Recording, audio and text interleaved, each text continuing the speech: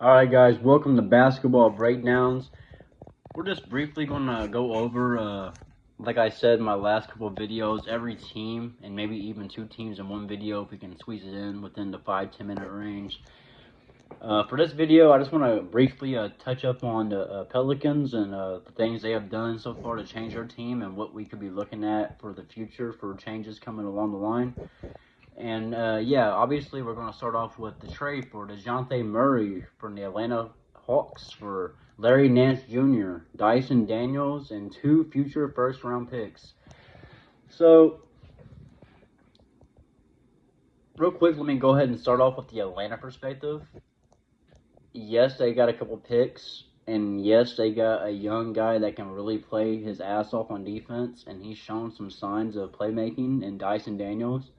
I do like that kid. I do think he's going to be a solid role player in the next couple of years coming up. So, not the worst trade in the world, but considering what you're losing in DeJounte Murray, 20 plus points a game, 6 rebounds, 6 assists type numbers, and what you got back, especially when you have a Trae Young, and I guess I should have made this like a Hawks Pelicans type video because that's what we're really going over is both teams back and forth. But when you look at Trae Young, and yeah, they got Jalen Johnson. We know they just lost John Collins a couple years ago. They're definitely, from what I'm seeing around, are not planning on signing Clint Capella again. So he is like 1 foot out the door. Their team is kind of weird right now after this trade. I'm thinking about the roster, and yeah, they got Trae, and they have Jalen Johnson, which is going to be a good rising guy coming up. He had a really big year. He was in line for Most Improved Player of the Year. And DeAndre Hunter, who is also was supposed to be like their 3-and-D guy, and he became more of like, yeah, he can play some defense, but his three-point shooting has become very spotty because of his injuries, and he's been in and out, and he hasn't been able to play consistently throughout the whole season to get a rhythm going, I feel like. So that team right now for Atlanta fans, I'm sorry, it just feels like a big mess right now. And who knows if you guys plan on getting rid of Trae, like trade deadline. I know it's probably not going to happen. I know it's not going to happen before the free agency's over. But if you guys if Hawks fans are going down like a 25-31 season next year, you can be very well looking at some Trae Young trade opportunities going around. Personally, I thought that was already going to happen, and I figured if they did lose Murray or if they traded Murray, they would be moving on with Trae Young too. And I know that's crazy to say looking at his numbers. I know he's a 25 plus points, 8.5 plus 9 assists kind of guy. And yeah, his offense is great at times, but if you look at the actual like true shooting percentages and just his plus minus on the defensive end, he cannot guard anybody. And he couldn't guard the worst role player on their team if he's a couple inches bigger.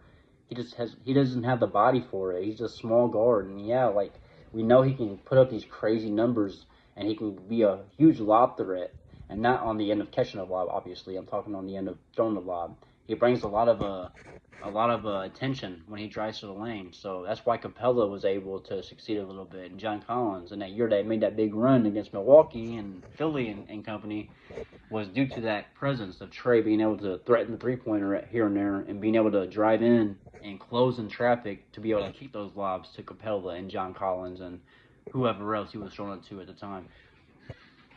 But looking at the team now, considering they just went to a little deep playoff run a few years ago, not even 4 years ago, 3 years ago, it's looking rough for them, and I'm not sure how they fix it.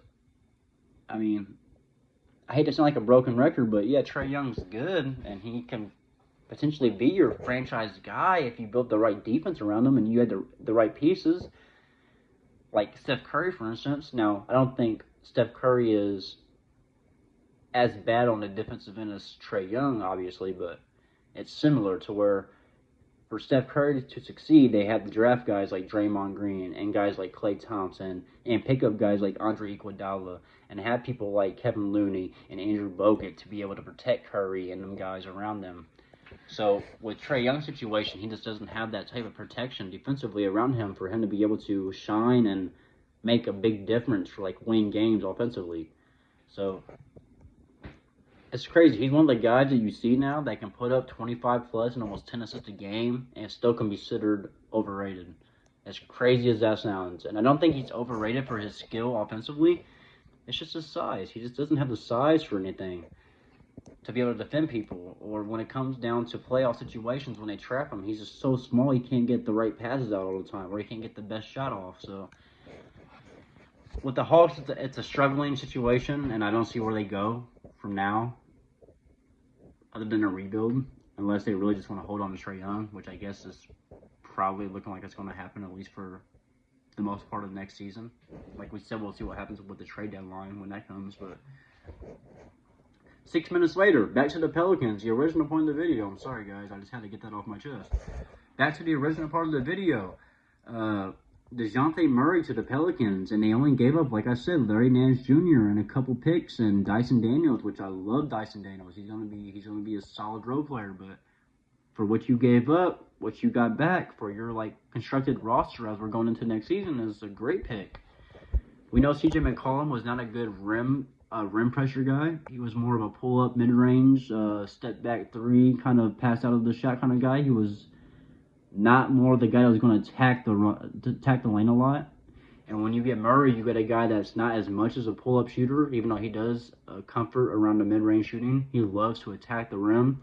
And even if he's not finishing at the rim, he applies that rim pressure to be able to cause help and kick out to the guys on the corners, like Trey Murphy's, the Herb Jones, the CJ McCollums, the Zions. And speaking of their roster right now, real quick, sorry guys, before I go any further, Brandon Ingram. Now, I know he had injuries and he was dealing with a lot of leg stuff going into the playoffs, but even before the playoffs, if you're looking at the regular season numbers, when Zion and Brandon Ingram are on the court together, their plus minus is bad. It's just not good. They do not flow together, offensively or defensively. They're just bad together on the court at the same time. Now, it's not horrific. It's like, oh my God, you got to trade one right now. But it's eye-opening enough to realize that, hey, if my number one and my number two guy going forward can't operate on the basketball floor together on either end of the floor, then what good is it doing for my franchise if I want to win? Now, maybe you can say, hey, the Pelicans just wanted to sell tickets. That's why they kept Zion, even though he can never play. And when he does play, he's great. But let's be real, he doesn't play often, so... But with this move, it shows me getting Murray in and barely giving up anything but a couple picks and a couple role players that, honestly, if you look at the minutes last year, besides Larry Nance, Dyson Daniels didn't play too much. So they really didn't give up a lot of play time to get a guy that can come in and plug in and play you 30 to 35 minutes at the point guard position, let alone in a guard-filled league. So great pickup for New Orleans. I think they're going to be making another move. I know, by the way, I know they lost Valanciunas too. Jonas Valanciunas signed a 3-year deal, I believe, with the Washington Wizards. So, and we're not getting into the Wizards right now. That's just a whole different story.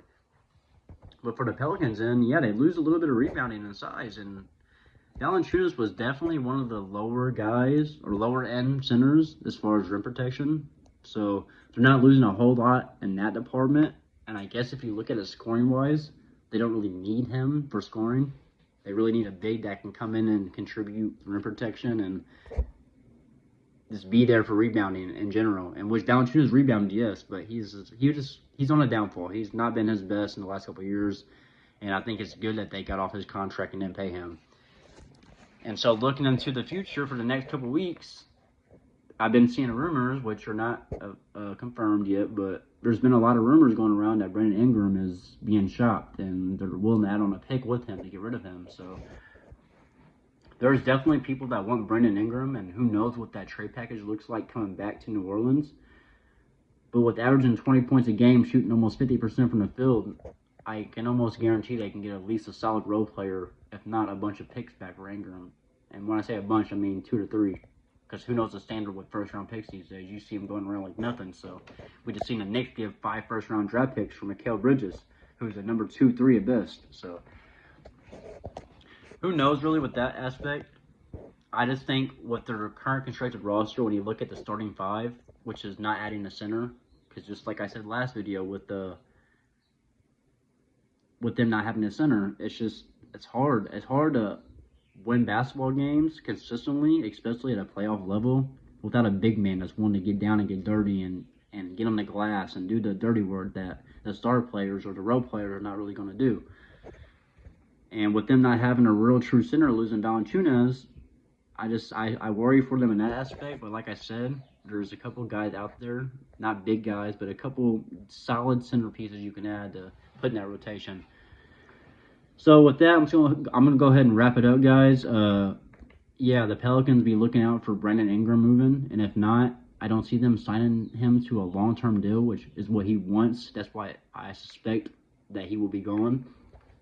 Especially adding in DeJounte Murray, it's almost a 50-50 or a 75-25 that he's gone, in my opinion. So just be looking for that. And yeah, if you guys have any opinions or comments you would like to say, go ahead and comment and like and subscribe, and come back for more. Thanks, guys. Have a good night.